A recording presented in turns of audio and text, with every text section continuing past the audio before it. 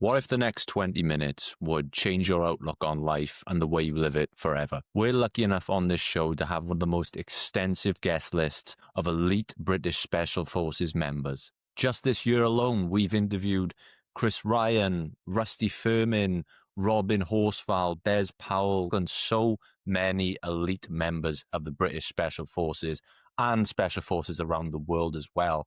But today I wanted to bring you 5 pieces of advice that we've gathered this year from those elite Special Forces members that I truly believe can have a massive impact on your life. So I want to start the video with a clip from my interview with Chris Ryan, where he talks about how he got through the hardest day of his military career and his life as a whole. Let's play the clip. What is the self-talk and what are the things that you think of in those moments? Well, I think now everybody's different.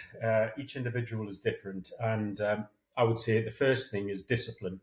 And you have to realize the situation you're in and how you are going to extract yourself from that.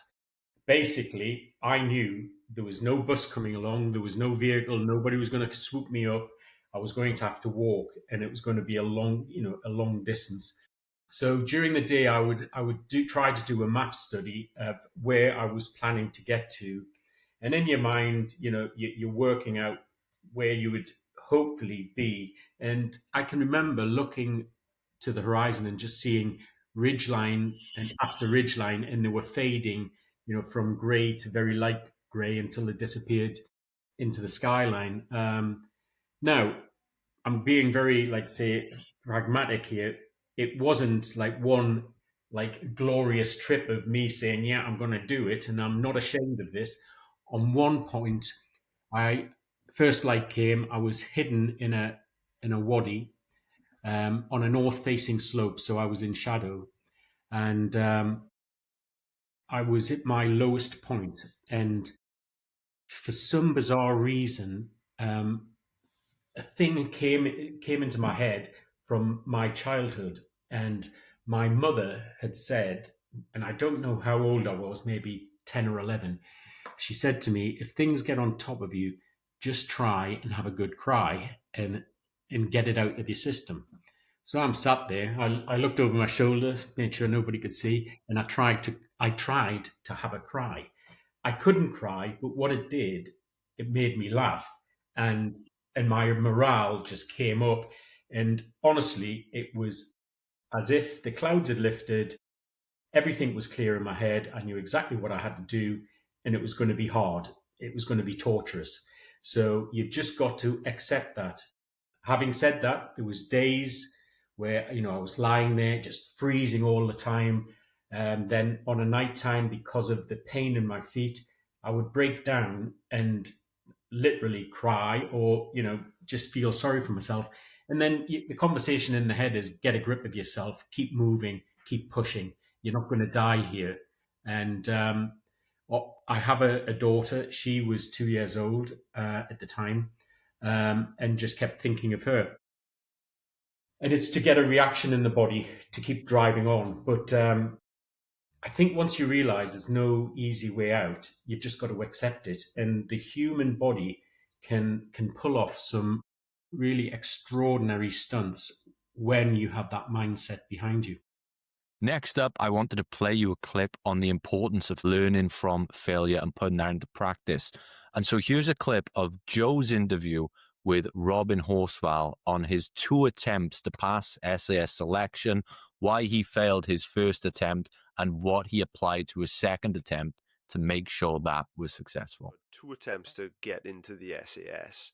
I'm curious what you learned from your first attempt at getting in, and then what kind of changed between that time and then actually getting in then in the following selection. Yeah, the first time I've got 2 photographs. One is of me as a 21-year-old, slightly chubby-faced paratrooper, full of his own self-importance, turning up on SAS selection in summer 1978. In the photograph, I look like a pretty standard soldier, and I get out there and I do the whole month, the first month, and the test week, which is 5 days at the end of that first month, This is only the beginning. It's only the first month of 12. They have test week. And test week, if you combine the distances of the 5 days, it's the equivalent of doing a marathon every day for 5 days with weight on your back that increases from 35 to 55, plus your rifle, plus your water, plus your weapon. And you do it alone over the mountains in whatever weather is there. And the times adjust according to the weather, but you do it alone. And on the first occasion, I got to nearly to the end of day 4, and my back was bleeding from 2 ulcers that had burned into my back from the rubbing of the heavy Bergen. I was alone. It was pouring with rain. I hadn't seen anybody for hours. I had to get to a final checkpoint, and I started to think about the 40-miler that would be taking place the next day, rather than focusing on the moment. And it all got to me, and I went back to the previous checkpoint and voluntarily withdrew.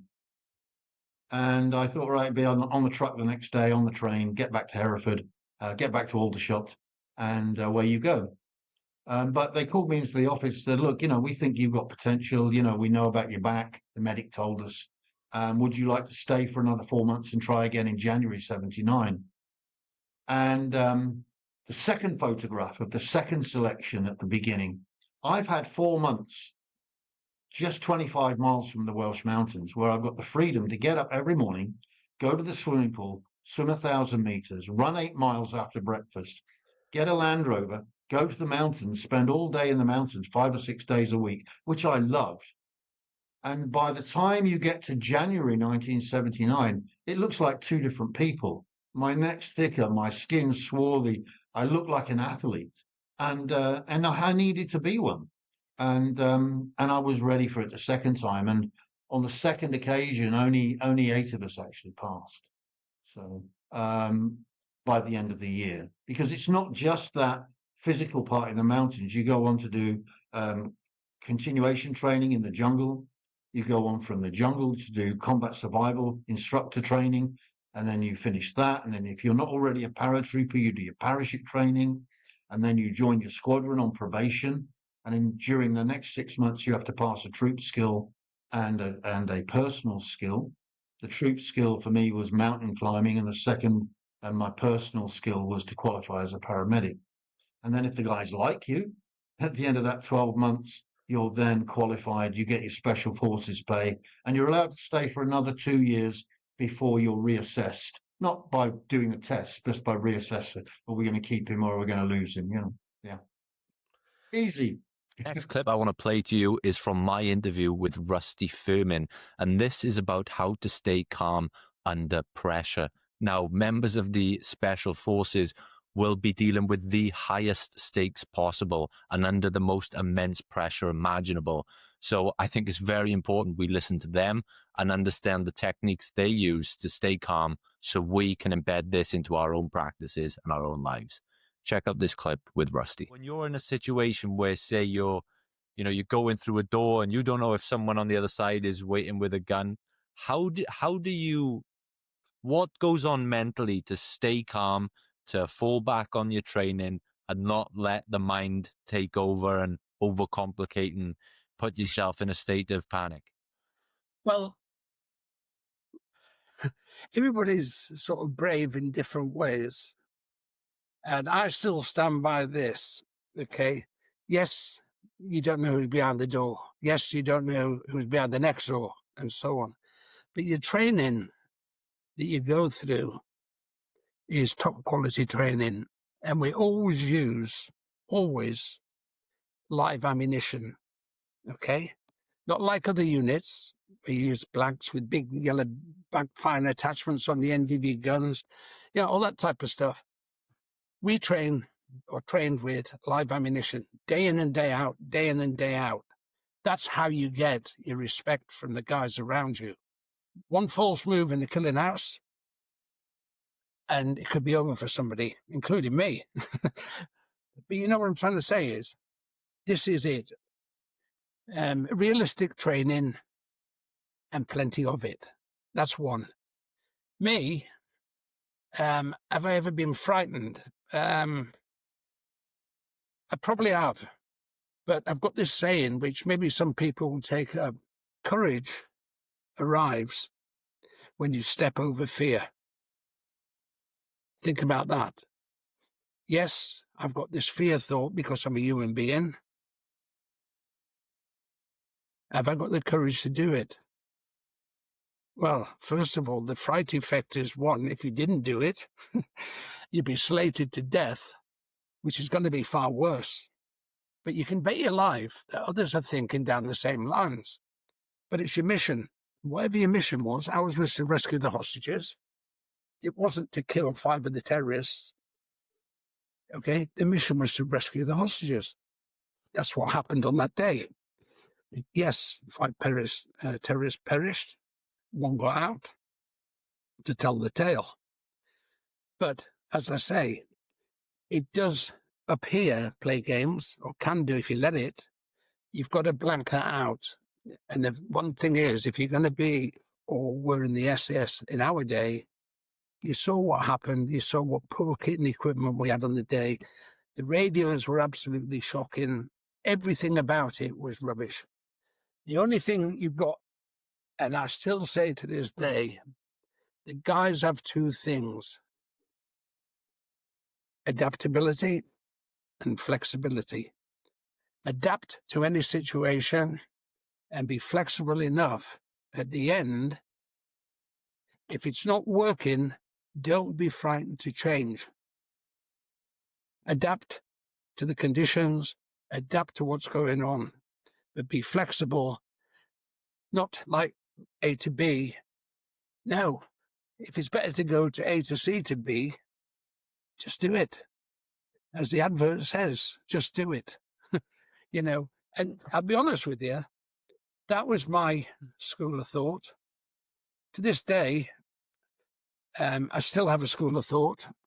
I'm not as active as that, obviously, but it's got me to where I am, just to be incredible. That's the other thing, credibility, you know, and the will to succeed is always going to be the case. Failure is not an option. Okay? People have failed, but they've tried. You can't knock that. Failure is not an option. You don't want to fail. So all these things that individuals have will come out somewhere. And every situation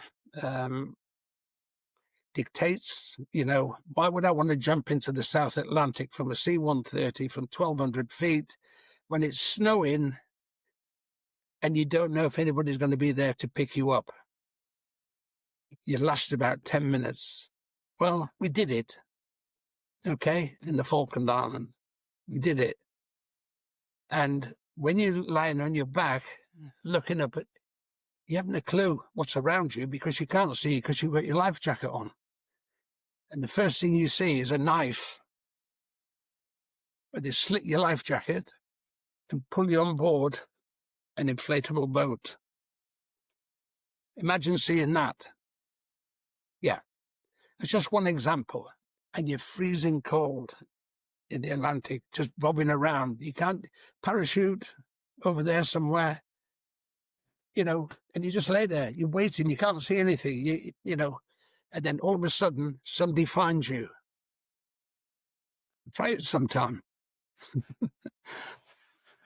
I don't think I will. This next clip is some really old school motivation, and it's from my interview with Chris Ryan, where he talks about how to build a mentality that will get you through anything and help you overcome the most impossible challenges in life. Obviously, I did SAS selection in 1984, and my last 2 years was spent as an instructor selecting and training guys for the SAS. So I've seen selection from both sides of the fence. What used to get me was in the early stages when I was on selection, you would see some guys that were super fit, and in my head, I was thinking, geez, I'm not as fit as that guy, so am I going to fail? And they were always thinking, oh, I can't wait to get to the jungle phase, where my way of thinking is, get this day done and don't worry about the next day. The next day hasn't happened yet. And then, to my surprise, these super fit guys would. I'll give you one example. We were waiting on the back of the wagon when we were doing the mountains phase. This is where you walk over the Welsh Brecon Beacons as an individual carrying heavy weights. So the staff member called out this guy and said, "You're next." And there was just a silent. And I said, "He's just called you to go." And he just went, "Screw this." He said, "I'm rapping." And I was like, oof. It was nearly like he had the Black Plague and I didn't want to be around him. And I just was like, wow. And then the instructor shouted, he then said to the instructor, "I've rapped, I'm rapping, I've had enough." And so I just said, I was called out and I was just bang on the hills. Then there was one time in the jungle as an instructor, you could see the guys when they're patrolling and doing their navexes, and I could see this guy, and it was just his body language, and I knew he was going to rap. He'd just given up. He was going through the motions, and what was bizarre was we as instructors, navigation in the jungle is completely different because you do it by pacing. On the Brecon Beacons, you can see Penny Fan, 15 miles away type of thing. So that's where you're heading. In the jungle, you can't see 10 feet away, So you get very claustrophobic and everything else. So we build the guys up by training them. Then we do a 3-day navex where it's nearly like a round circle coming back into the camp. And first day walking, I could see this guy's body language and thought, he's going to rap here. Anyway, we got to the halfway point the next day, and he came up and he said, "Staff, I've had enough. I'm rapping." And I went, "Okay." And I was always fair. I said, "Sit over there. I'm going to give you 10 minutes to think about this, and then come back with your answer." So he came back to me and said, "Yeah, I'm definitely rapping. That's it." So I went, "Okay, give me your weapon." I unloaded his weapon, folded it up, put it in his rucksack. I kept his magazine with the rounds. And I said, "Just tag on behind me." He said, "No, but Staff, I've told you, I've rapped." And I went, "Well, how the hell do you think we're getting back? There ain't anybody coming in for you. You're going to walk back. You're going to do what you should have done, and you'd still be on selection." So it's that thing. Now, SAS selection, they're not supermen, they're soldiers, but they have a desire to pass that selection. It's not impossible. You just have to work at it, and you just have to be committed. And as I've said, your body can go beyond what you think it is. When you're tired, there's always still something left. And it's like, don't be a child by saying, "Oh, I'm tired here." You just grit your teeth and you keep moving. And I think that's in life. You can be quite lazy and think, your expectations of everything, this is going to be here, that's going to be there. They'll give me this, that. It's not. It's work. Now, going out of the military, my grandfather, he was a pitman, and he used to work in 18-inch seams all day, where they had pit ponies down there, and they had to fill the little trucks, they on the rails, and with the coal. And I've been down into an 18-inch seam and on my stomach and thinking, how the hell did these guys do this day in and day out? And that's why these miners were as hard as nails, and they were like a special breed of people. They didn't expect anything. They went down there, did a 12-hour shift, and then, came out, got a bath, went to bed, and then back down that pit. So it's certain lifestyles and everything else, but you have to have that drive within This last yourself. clip I wanted to bring you is a little bit more practical, hands-on advice.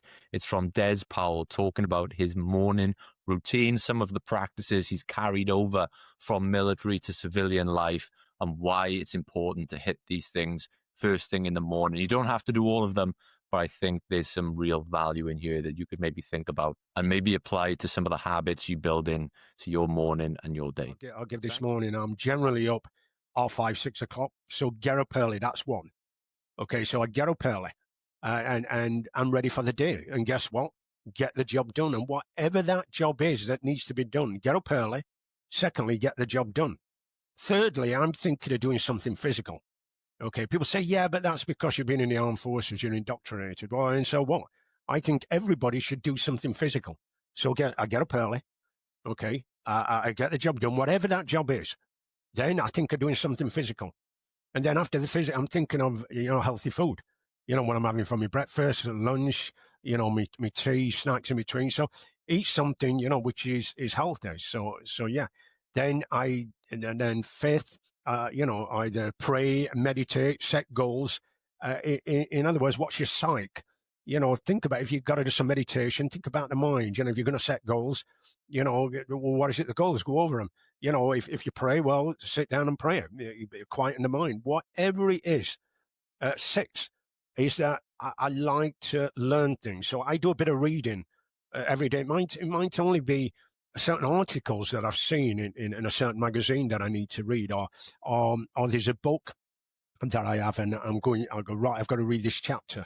And I always want to learn something, so I read every day. It might only be half an hour, 20 minutes, but I want to learn something. And then lastly is cleanliness, cleanse your body, clean your clothes, clean the house, clean the car, clean whatever. So already, I've got about 7 things there. So get up early. Secondly, get the job done. Thirdly, think of something physical. Fourth, eat healthily. 5, meditate, pray, or set goals, and whatever it is, quieten the mind, learn something. I like reading. And then lastly, clean everything, and that, people say, oh yeah, but in the armed forces, you don't know. Well, I'll tell you something, I know people that can't even get out of bed in the morning, So for me, at 5, 6 o'clock, I tend to do them 7 things every single day, as long as other things. And then I've got things to do with the books, emails to send, talks, I want to be with people and family and meetings. So I can fill my day, no problems at all. And when you think about all them things that I've just said there, Lewis, all those are pretty positive things to do. You are moving forward. You are setting goals. Even if you don't write them down, and I do, I write my goals down. I learned that years ago. But your intention of what am I going to do tomorrow, next week, next month? What's my plans? What's my plans with this book? What physical wise? What am I? So it is that in itself. I do every single day. So from the military, I used to do that in the military all the time. And by the way, it's encouraged. And I just spill that over now into Civvy Street, if you like, in a civilian life. Thank you so much for watching this video. If you enjoyed some of these clips and you want to check out the full interviews, they're all part of individual hour-long interviews. I will link those in the description below. Interviews with Chris Ryan, Robin Horsfall, Rusty Firmin, Des Powell. We also have so many other interviews with 4-star US military generals, Navy SEALs. They're all on this channel. And it's not just limited to military content. We have all sorts of personal development content and interviews that can have a massive impact on your life. So feel free to explore the channel. I'll link the relevant episodes down below. And we hope to see you in the next video.